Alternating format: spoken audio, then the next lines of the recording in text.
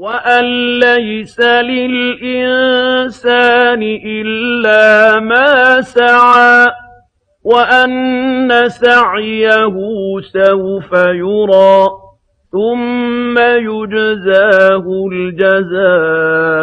الأوفى